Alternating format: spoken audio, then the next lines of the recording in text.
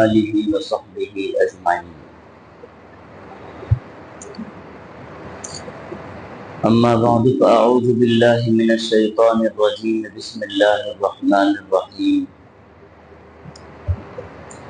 یا ایہا الذین آمنوا باللہ ورسولہ والکتاب الذی نزل علی رسولہ والکتاب الذی انزل من قبل ومن یکفر باللہ وملائکتہ ورسلہ والیوم الآخر فقد ضل ضلالا بعیدا۔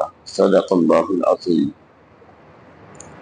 اللہم صل علی محمد وعلی آل محمد کما صلیت علی ابراہیم وعلی آل ابراہیم انک حمید مجید۔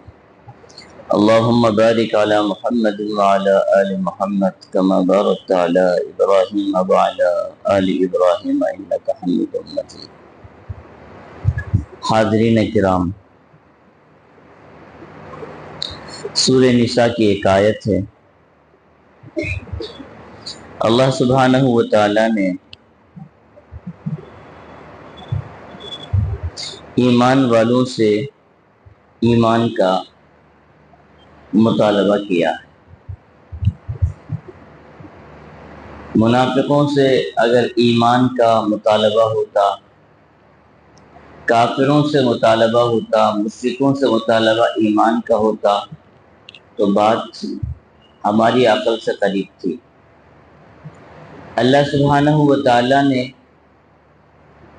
خطاب ایمان والوں سے کیا، یا ایہا الذین آمنوا، پھر فرمایا آمنوا باللہ ورسولہ، اللہ پر اور اس کے رسول پر مکمل ایمان لے آؤ۔ مطلب اس کا یہ ہے، ہماری جو ایمان کی حیثیت ہے، زبان سے تو ہم ایمان کا دعویٰ کرتے ہیں، لیکن ہمارے اعمال سے، ہمارے اقوال سے، ہمارے افعال سے خالص ایمان کا کہیں رنگ نظر نہیں آتا ہے۔ گویا کہ اللہ سبحانہ وتعالی ہم سے سوال کر رہے ہیں کہ ایمان جب لے آئے ہو تو یا ایھا الذین آمنوا ادخلوا فی السلم کافۃ ولا تتبعوا خطوات الشیطان انہ لکم عدو مبین۔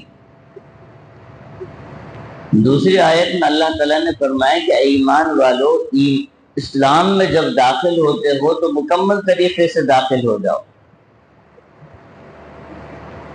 جب ایمان کے اور اسلام کے مطالبے تمہارے سامنے آتے ہیں تو شیطان اس میں دخل دینے کی کوشش کرتا ہے، کسی نہ کسی طریقے سے اللہ کی مرضی کے ساتھ تمہاری مرضی کو شامل کرانے کی کوشش کرتا ہے۔ اس وقت اگر تم نے اپنی مرضی کو شامل کیا تو گویا اتباع ہوا شیطان کی، اور ظاہر بات ہے کہ شیطان تمہارا کھلا دشمن ہے۔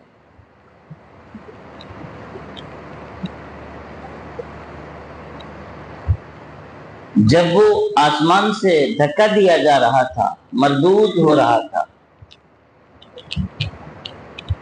تو اس وقت اللہ تعالیٰ کے سامنے کہا تھا لَأُضِلَّنَّهُمْ وَلَأُمَنِّيَنَّهُمْ وَلَآمُرَنَّهُمْ فَلَيُبَتِّكُنَّ آذَانَ الْأَنْعَامِ۔ غالباً حضرت ابو علی سینا فرماتے ہیں کہ شیطان کی بھی عجیب جرأت ہے، اور اللہ سبحانہ وتعالیٰ کا حلم بھی عجیب ہے۔ اللہ تعالیٰ کے سامنے کھڑے ہو کے کہہ رہا ہے کہ یہ انسان جس کو تو خلیفہ بنا رہا ہے، میں اس کا پیچھا کروں گا، حتی الامکان اس کو میں گمراہ کرنے کی کوشش کروں گا، اس کے اندر میں داخل ہو کر خواہشات کو نئے نئے خواہشات کو جنم دینے کی کوشش کروں گا۔ اللہ تعالیٰ کے سامنے جرأت اس کی دیکھیں، یہ بھی عجیب ہے۔ اور اللہ تعالیٰ کی بھی ذات احکم الحاکمین، اس کا بھی حلم عجیب ہے۔ اللہ تعالیٰ بھی اس کے جواب میں حلم اور بردباری کے ساتھ فرما رہے ہیں، جا جا جو کرنا ہے کر لے، میرے یہ خلیفہ جو انسان جو مخلوق ہے وہی تیرے ہاتھ لگے گی، تیرے ہتھے چڑھے گی، جس کا نصیب تیرا ہوگا۔ اور جو ایمان والے بندے ہوں گے وہ کبھی تیرے شکار نہیں ہو سکتے ہیں، تجھے وہاں سوائے شرمندگی کے کچھ حاصل نہیں ہوگا، وہاں تو تجھے جوتیاں کھانا پڑے گا۔ تو حق سبحانہ و تعالی اپنے ایمان والے بندوں سے بہت محبت کرتے ہیں، تو حق سبحانہ و تعالی فرماتے ہیں کہ جب تم ایمان لاتے ہو تو شیطان تمہارا پیچھا کرتا ہے۔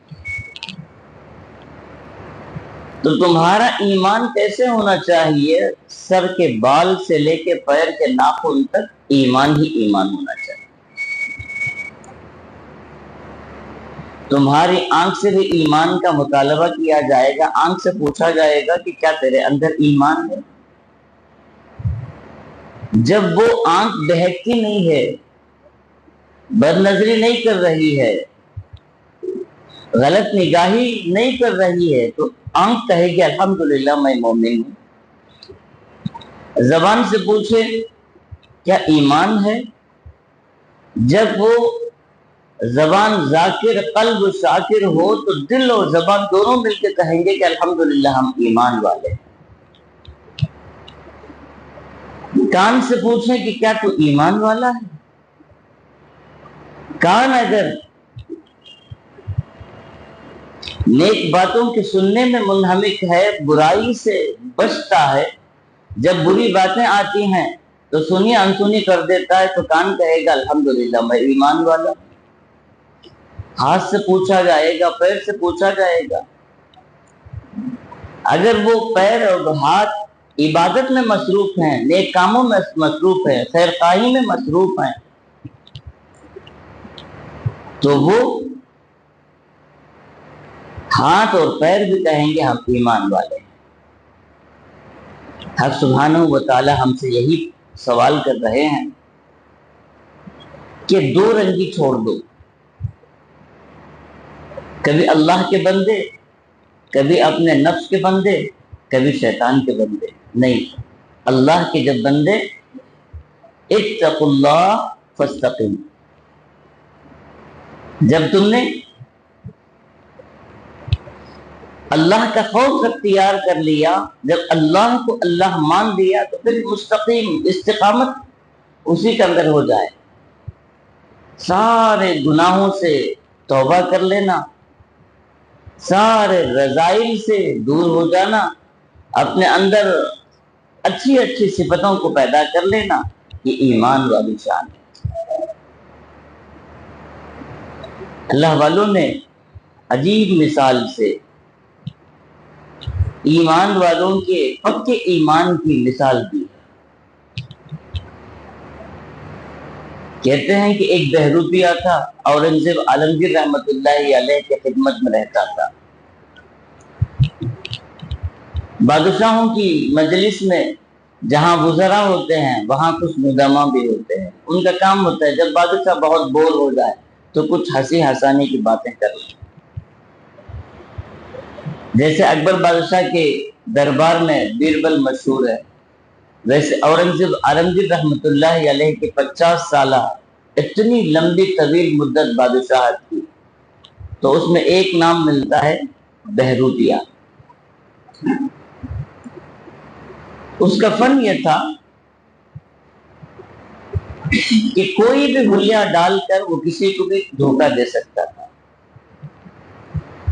ہر ایک کو کسی نہ کسی حلیے سے بادشاہ کے سامنے آتا، بادشاہ کو معلوم رہتا، اور جس کو وہ دھوکہ دینا ہے دھوکہ دیتا۔ بادشاہ کے سامنے بات کرتا اور سامنے والا بالکل صحیح سمجھ جاتا. یہ اس کی عادت تھی، اس کا ٹیلنٹ تھا. ایک مرتبہ اس نے کہا حضور آپ کو بھی کبھی میں حلیہ بدلا کر دھوکہ دوں گا. اورنگزیب عالمگیر رحمۃ اللہ علیہ کو ہنسی آئی اور فرمانے لگے کمبخت مجھے دھوکہ دے گا؟ مجھے تو دھوکہ نہیں دے سکتا ہے. اگر مجھے دھوکہ دے دیا تو میں تجھے اتنا انعام دے دوں گا. کہا ٹھیک ہے انشاءاللہ کبھی کر لوں گا. ایک مدت گزری اور ایک دن بادشاہ کے دربار میں حاضر ہوا. کوئی مجبوری بتایا، بیوی بیمار ہے، ماں بیمار ہے، باپ بیمار ہے، کوئی نہ کوئی ایک مجبوری بڑی بیان کیا اور 2-3 مہینے کی چھٹی لے لیا. کہا کہ حضور مجھے 3 مہینے کی چھٹی دیجیے. بادشاہ نے کہا چلے جا. تب تو بات ذہن میں بھی نہیں تھی، یہ اب چلا گیا. دکن کے قریب کسی علاقے میں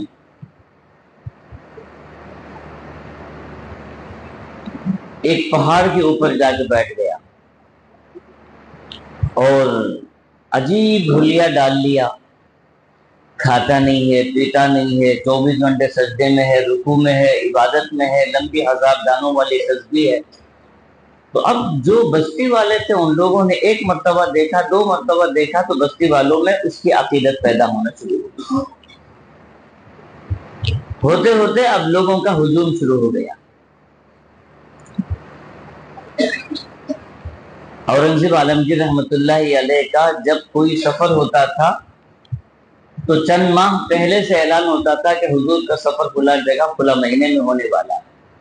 تو اتفاق سے جب یہ چھٹی لیا تھا اس کے پہلے دکن کا سفر تھا عالمگیر رحمۃ اللہ علیہ کا. یہ برابر اسی مقام پہ پہنچا تھا جہاں عالمگیر آنے والے ہیں. اور اورنگزیب عالمگیر کی عادت تھی کہ جب کسی بستی چلے جاتے تو وہاں کی جو ضروریات ہیں وہ پوری کرنے کے بعد سوال کرتے کہ یہاں کون بزرگان دین ہیں، ان سے ملاقات کرواؤ. تو اب جب بات آئی بادشاہ کی بزرگان دین کون ہیں تو سارے لوگوں نے ایک زبان ہو کے کہا بزرگان دین تو بہت ہیں لیکن وہ بزرگ بھی عجیب ہیں جو سارے لوگ وہاں جاتے آتے ہیں. تو اورنگزیب عالمگیر کو بھی کہیں ذہن کے کسی کونے میں بھی یہ بات نہیں تھی کہ چھٹی لیا ہے بہروپیہ. اورنگزیب عالمگیر برابر اس پہاڑ کے دامن پہنچے ملاقات کے لیے. جا کے دیکھا تو بالکل ناراض بیٹھا ہوا ہے، پیشانی میں بل پڑے ہوئے ہیں اور حالت عجیب ہوئی ہے. بادشاہ سامنے آئے ہیں، نہ بادشاہ کے خاطر وہ پیر کو سکڑتا ہے نہ سیدھے بیٹھنے کی کوشش کرتا ہے، جیسے بیٹھا ویسے بیٹھا ہے. بادشاہ قریب پہنچے، سلام کیے تو وعلیکم السلام. اب بادشاہ خاموش دوزانو بیٹھے ہیں، کچھ گفتگو نہیں. کچھ نصیحت کیجیے. کیا نصیحت کروں؟ بادشاہوں کے ہاں ظلم چلتا ہے، انصاف نہیں ہوتا ہے، ایسا ہوتا ہے. کھری جو باتیں سنانا ہے سب سنا دیا. بادشاہ بڑا متاثر ہوئے. بعد میں پوچھنے لگے آپ کی کوئی ضرورت ہے؟ تو ایک دم سے ناراض ہو کے کہنے لگا ضرورت؟ تم لوگ اپنے آخرت برباد کیا اور میری بھی آخرت خراب کرنے کے لیے آ گئے، چلو یہاں سے. بادشاہ شرمندہ ہوا، دل میں بڑی عقیدت آئی کہ یہ عجیب اللہ والا. جب اپنے گھوڑے پہ سوار ہونے کے لیے آگے بڑھے تو پیچھے سے ہاتھ جوڑ کے کہا حضور انعام دیجیے. بادشاہ کو جب یہ آواز آئی حضور انعام دیجیے تب جا کے پتا چلا کہ یہ بہروپیہ ہے. بادشاہ نے کہا کمبخت آخر مجھے دھوکہ دے ہی دیا، لیکن ایک بات بتا، میں تیرے لیے جو انعام لے کے آیا تھا یہ تو اشرفیوں کی تھیلی تھی جو تجھے دینا تھا. میں یہ دینے کی کوشش کیا تو نے مجھے سخت و سست کہہ کے ٹھکرا دیا. اب مجھ سے چند پیسے جو میں نے تیرا انعام رکھا تھا وہ انعام مجھ سے مانگ رہا ہے. تو اس وقت بہروپیہ نے جو اس وقت اس نے کہی تھی وہ عجیب بات ہے. اس نے کہا حضور جب کوئی شکل اختیار کریں تو مکمل اختیار کرنا چاہیے. اگر میں آپ کے سامنے ہاتھ پھیلاتا اور انعام لیتا تو تمہارے دل سے میری عقیدت کم ہو جاتی. میں اللہ والا بنوں تو صحیح، اللہ والا بن کر اس شکل میں آپ کے سامنے دھوکہ دیا ہوں. اور اگر میں وہ پیسے لے لیتا تو پھر آپ کے دل میں میری وہ عظمت نہیں ہوتی جو اس وقت ہے. مجھے یہی کافی ہے. حق سبحانہ و تعالی بھی یہی فرما رہے ہیں، یا ایھا الذین آمنوا آمنوا باللہ ورسولہ. اے ایمان والو، جب تم نے زبان سے ایمان کا دعویٰ کر دیا تو یہ بہت بڑا دعویٰ ہے. اب تمہارے اعضاء و جوارح سے بھی مکمل وہ ایمان چھلک جائے. ایمان کا تقاضا کیا ہے؟ رسول اکرم صلی اللہ علیہ وسلم نے فرمایا، المسلم من سلم المسلمون من لسانہ ویدہ. سچا پکا مسلمان وہ ہے، صحیح معنی میں مومن کامل وہ ہے جس کے زبان سے اور اس کے ہاتھ سے لوگ محفوظ رہے. وہ کسی کے سامنے کوئی سخت و سست الفاظ کہہ کر کسی کے دل کو چیرتا نہیں ہے، کسی کے دل کو زخمی نہیں کرتا ہے. یہ ایمان والے کی علامت ہے. اور وہ اپنے ہاتھ سے بھی کہیں ظلم نہیں کرتا ہے. کسی کا مال کھا لیا، کسی کے عزت و آبرو پہ حملہ کر دیا، کوئی بھی کر لیا، یہ ایمان والے کی علامت نہیں ہے. رسول اکرم صلی اللہ علیہ وسلم نے فرمایا، مومن سب کچھ ہو سکتا ہے. مومن کبھی اس سے بڑا گناہ بھی سرزد ہو سکتا ہے، چھوٹا گناہ بھی اس سے ہو سکتا ہے، کیونکہ ایمان انسان میں خطا کار ہے. لیکن ایک بات کبھی نہیں ہوگی، وہ کیا ہے؟ فرمایا کبھی جھوٹا نہیں ہوگا. آج ہم دیکھیں کہ ہم سے جو جھوٹ ہیں، سب سے بڑا جھوٹ یہ ہے کہ ہمارا ظاہر ایک ہے، ہمارا باطن ایک ہے. ہم ظاہر میں تو پکے سچے ایمان والے ثابت کر رہے ہیں اور ہمارا دل ایمان سے خالی ہے. کیا یہ جھوٹ نہیں ہے؟ اور ان چیزوں پہ عمل ہونا چاہیے کہ ہمارا ظاہر جیسے ہے ویسے ہمارا باطن اگر بن جائے تو اس کا اثر اپنی ذات پر نہیں بلکہ ماحول پر بھی اثر ہوتا ہے، معاشرہ بھی اس سے متاثر ہوتا ہے اور ہمارے معاملات بھی صحیح ہو جاتے ہیں، صرف ہمارا باطن بن جانے کی وجہ سے. واقعات تو بے شمار ہیں جن سے معلوم ہوتا ہے کہ انسان جب ایمان قبول کرتا ہے تو صرف اس کی ایک ایک ادا جو ہے وہ رقم ہو جاتی ہے، محفوظ ہو جاتی ہے اور دوسروں کے لیے سبق بن جاتی ہے. کتابوں میں ایک عجیب واقعہ لکھا ہوا ہے کہ زمانہ انگریز کا ہے اور ایک مسلمان تیر اندازی کے لیے نکلا، شکار کے لیے. اور جب شکار کرنے لگا تو تیر چلانا، شکار کرنا ہے تو تیر چلایا. اتفاق سے جس طرف وہ نشانہ لگایا تھا تو جس کی طرف نشانہ لگایا وہ تو بدک گیا جانور، اور ایک لڑکی آ گئی عیسائی، اس پہ تیر لگ گیا اور اسی جگہ وہ فوت ہو گئی، مر گئی. اب قاضی وقت کے پاس مسئلہ آیا، انصاف کیا ہے دیکھیے. قاضی وقت نے مسلمان کو بلایا اور کہا کہ بھائی، مسلمان اور عیسائی کا مسئلہ یہ نہیں ہے، جہاں انصاف کا مسئلہ ہے. جاؤ کوشش کرو عیسائیوں کو راضی کرنے کی. اگر وہ پیسوں سے راضی ہوتے ہیں تو ٹھیک ہے، اگر وہ راضی نہیں ہوئے نا تو پھر جان کے بدلے جان ہی دینا پڑے گا. وہ گیا اور ان کو راضی کرنے کی کوشش کیا، کوئی ماننے کے لیے تیار نہیں تھا. یہاں تک کہ اس بات پر طے ہوئی کہ جیل خانے میں اس کو رکھا جائے گا اور کھلا دن اس کی سولی ہو جائے گی، دار پہ اس کو لٹکا دیا جائے گا. اب جیل خانے کے اندر گیا اور عبادتوں میں مصروف رہا، دعاؤں میں مصروف رہا، اور جیلر بھی متاثر ہوا اس سے جیلر سے اس نے کہا کہ ایک چھوٹی سی درخواست ہے، میری کچھ ضروریات ہیں، میرے کچھ مجبوریاں ہیں، مجھے صرف اتنے دن کی مہلت دے دیجیے، فلاں دن میری سولی طے ہو چکی ہے، مجھے اگر آپ اجازت دیں تو میں اپنی ذمہ داری میں جاؤں گا اور بیوی بچوں سے ملوں گا، جو کچھ ہے سارے میرے ضروریات نمٹوں گا اور پھر وقت سے پہلے میں یہاں پہنچ جاؤں گا۔ جیلر متاثر ہوا اور اس نے، حالانکہ وہ بھی عیسائی تھا، اس نے کہا کہ ٹھیک ہے، مجھے بھروسہ ہے تم آ جاؤ گے۔ ابھی چلا گیا، وقت آ گیا، دن بھی آ گیا اور لوگ بھی برابر آ گئے ہیں، اور یہاں آدمی جو وقت لے کے گیا ابھی نہیں آیا۔ فیصلہ یہ ہوا کہ جب وہ نہیں آیا ہے، جیلر نے اس کو بھیجا تھا، جیلر ہی کو چڑھا دو، یہی انصاف ہے۔ عجیب سی پریشانی لاحق ہوئی کہ نشانہ بننے والی بھی عیسائی تھی، اب دار پہ چڑھنے والا بھی عیسائی ہو، یہ کیسے ہو سکتا؟ اتنے میں بیچارہ بھاگتے بھاگتے دور سے آیا اور سیدھے آیا اور جیلر کے ہاتھ پکڑ کے معافی مانگنے لگا، میری طرف سے آپ کو بڑی پریشانی اٹھانی پڑی، میں حتی الامکان پہنچنے کی کوشش کیا، میری کچھ مجبوریاں تھی جس کی وجہ سے چند منٹوں کی تاخیر ہوئی، میں نہیں پہنچ سکا، اب میں حاضر ہوں، مجھے جو کچھ بھی حدود جاری کرنا ہے وہ حد جاری کر دو۔ اس واقعے کو دیکھنے کے بعد ان لوگوں پہ یہ اثر ہوا، انہوں نے کہا کہ یہ مذہب سچا ہے، وعدوں کی، اس میں وعدوں کا پاس و لحاظ رکھا جاتا ہے، وعدوں کو نبھایا جاتا ہے۔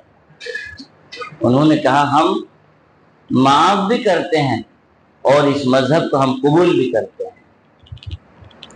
تو اس طریقے سے ایمان جب مکمل ہو جائے اور دل کے ساتھ اگر ہم کوئی عمل کر کے دکھا دیں تو اس کا فائدہ یہ ہے کہ اپنی آخرت تو بن ہی جاتی ہے، لیکن دوسرے لوگ بھی متاثر ہو جاتے ہیں۔ اللہ تعالیٰ سے دعا ہے کہ ہمیں نیک توفیق عطا فرمائے اور اپنا ایمان مکمل کرنے کی توفیق عطا فرمائے۔ وآخر دعوانا